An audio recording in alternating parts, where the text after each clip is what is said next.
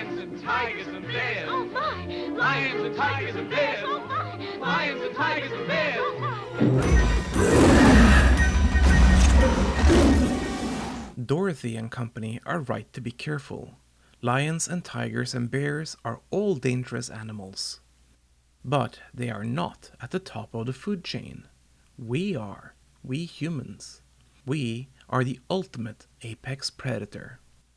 We seem to forget that man is the most dangerous game. So how are we to feel alive?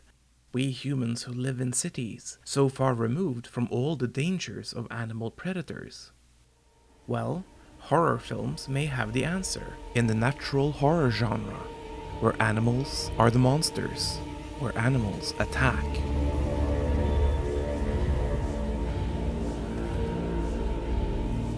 Once, on a rafting trip down the American River, I met a strange man who had the idea that all wild animals should be killed because they were dangerous to humans.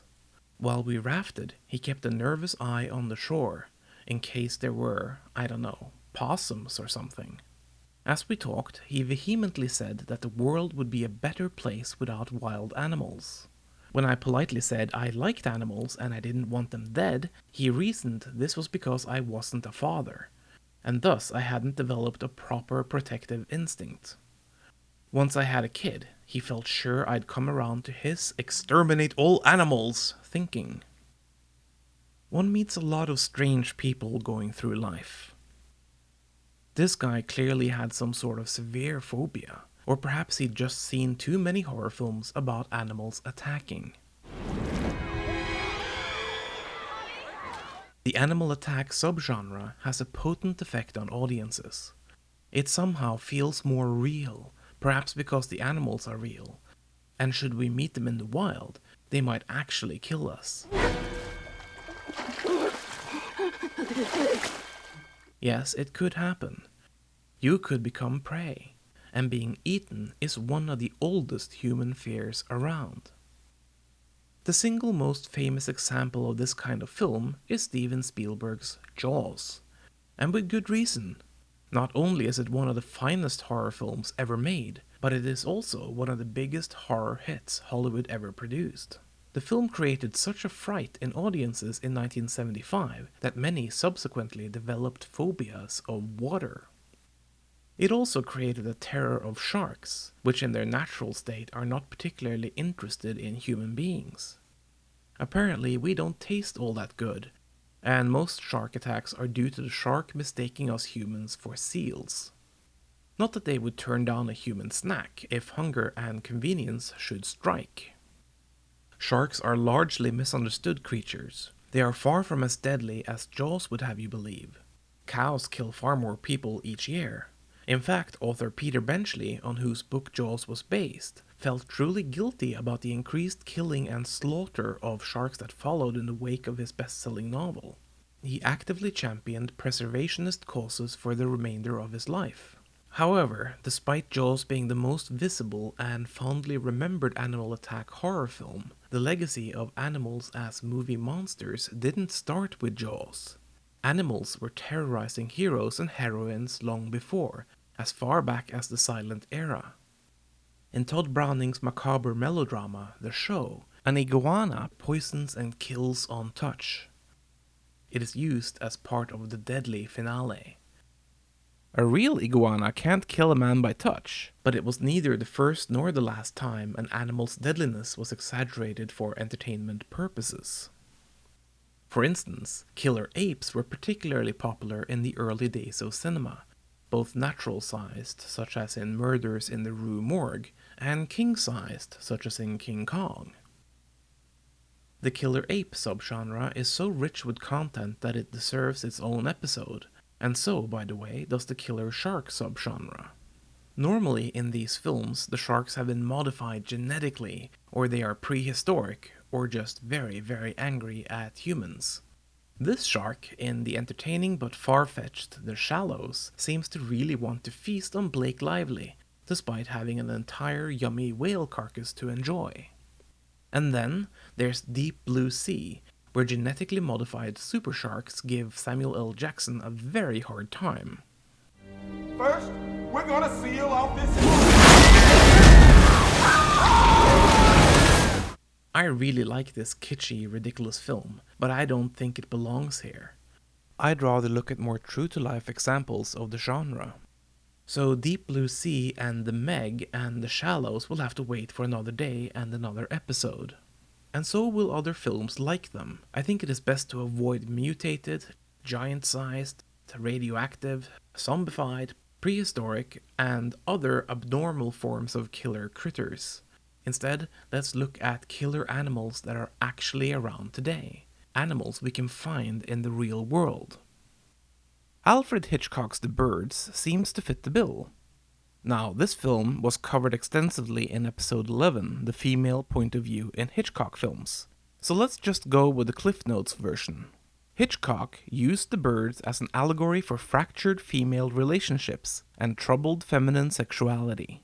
There are also mother issues because Hitchcock. For our purposes though, let's just look at the effect the film had on the natural horror genre. There was nothing about these birds that made them attack. The birds just attacked, because they are animals. No other reason needed. And that is what the natural horror genre is all about. Animal attack films are very straightforward. No wonder the film connected with audiences. The Birds also helped expand the reign of animal terror films, bringing the genre from quaint killer monkey B-movies into handsomely produced major Hollywood fare. And when Jaws arrived, it cemented that legacy to a point where almost every animal attack movie that followed was accused of ripping off the Steven Spielberg film.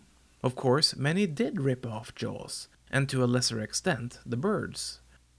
Grizzly followed in 1976, 1 year after Jaws was released.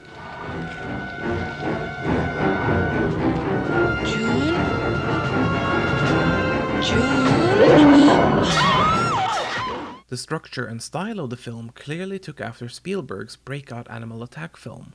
In fact, do not smoke in here, thank you very much.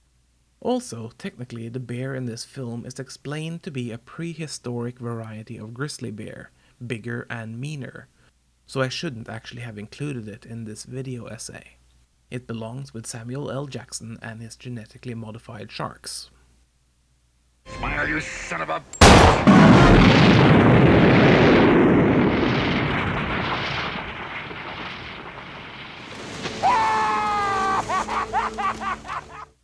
Orca the Killer Whale came out in 1977.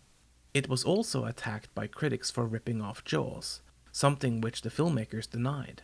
Of course, Orca the Killer Whale came about exactly because Jaws was such a hit. The main difference between the two is that the lead part is given to the hunter.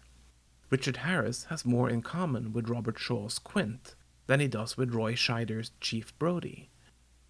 Orca the Killer Whale plays up the Melvillian parallels, making Harris, like Shaw was in Jaws, a character hunting for his Moby Dick.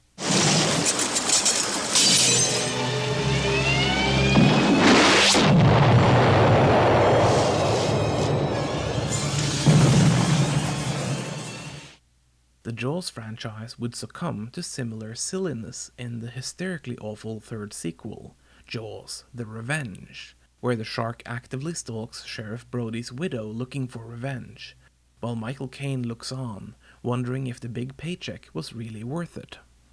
None of the 3 Jaws sequels had in fact been any good, and ironically, the rip-off Orca the Killer Whale is a considerably more entertaining film than any of them.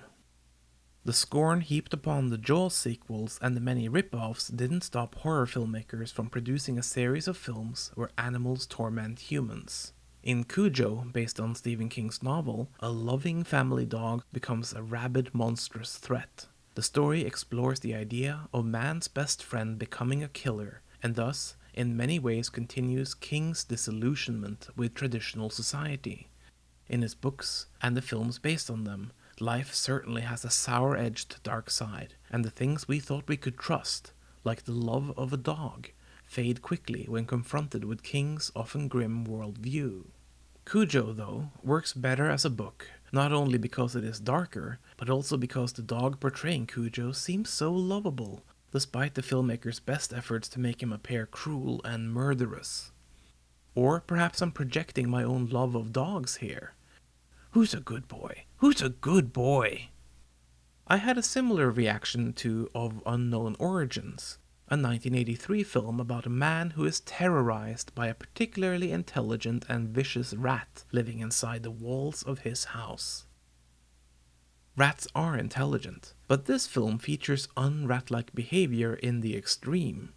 I know this for a fact as I once owned two adorable pet rats, Arya and Scout.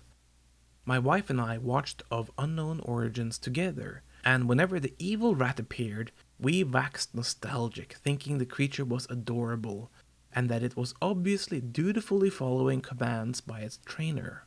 Rats are, despite several instinctual quirks, very social and trainable animals. Of Unknown Origins had zero effect on me. Perhaps it is a better film for those who fear rats. The point is, like with Cujo, Of Unknown Origins features an animal that can be domesticated, and it is a bit hard to fear animals one can understand and have a personal relationship with. Perhaps that is why the animal attack subgenre is more effective when it features dangerous predators, animals we know could easily kill us if we met them in the wild. The late 1990s saw a minor resurgence of this kind of horror film. 1996's The Ghost and the Darkness is a particularly interesting example of the subgenre. The story follows the true tale of Irish bridge builder Lieutenant Colonel John Henry Patterson, who at the end of the 19th century faced off with two man-eating lions in Savo, Africa. The film begins with Patterson's arrival, shows him successfully hunting a random lion, but quickly demonstrates that he is out of his depth, and that the ghost and the darkness, as the man-eaters are called, are something beyond the capabilities of a normal hunter. While based on a true story, The Ghost and the Darkness takes several liberties, including introducing a fictional big game hunter played, somewhat awkwardly, by Michael Douglas. I do love this film both as an adventure tale and as an animal attack horror film, and it is particularly interesting for its view of the lions as monsters. The Ghost and the Darkness heavily focuses on the predatory nature of the animals, and how we as humans cannot truly know other great apex predators. There is no explanation for why they killed so many railroad workers. There is no reason.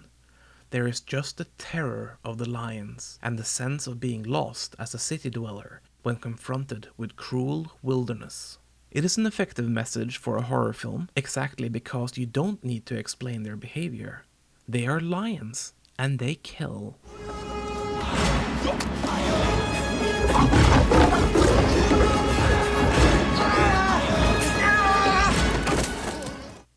Perhaps this lack of need of explanation is why animal attack horror films are so effective. They work because they don't need to be explained. Predatory animals kill. It is that simple. The films can just be what they are. No reason given for the carnage. And because they simply do what they do, at least in the fictional tales, they become a metaphor for the challenge the lead character in each story has to overcome. For Chief Brody, it is the vaguely referenced past trauma and his fear of water that haunts him, brought to effective life by Bruce the shark. For Melanie Daniels, the birds become avian avatars of personal psychological trauma, particularly in terms of her relationship with women and female sexuality. For John Henry Patterson, his challenge is summed up in the opening scene, where he meets the true monster of the film, his cold-hearted boss, who represents the brutality of the civilized world as a parallel to the brutality of the wilderness. In the end, what you have is perhaps one of the most down-to-earth horror subgenres, with some of the finest horror films made being part of it. I particularly love it because it can be so grounded and feel so real. It is, after all, a rich world out there filled with creatures that could kill us, and hopefully, there is no way in hell we humans can kill them all, however much we try. My name is Wolfcraft. This is History of Horror. If you liked this episode, please consider subscribing, sharing, and giving me a like. Join me next time for episode 15. going nuts. I'm also an author. You can find my upcoming mystery novel Richly Drawn available for pre-order at inkshares.com. And if science fiction is more your speed, check out God of Desolation, now available on Amazon. Thanks a plenty.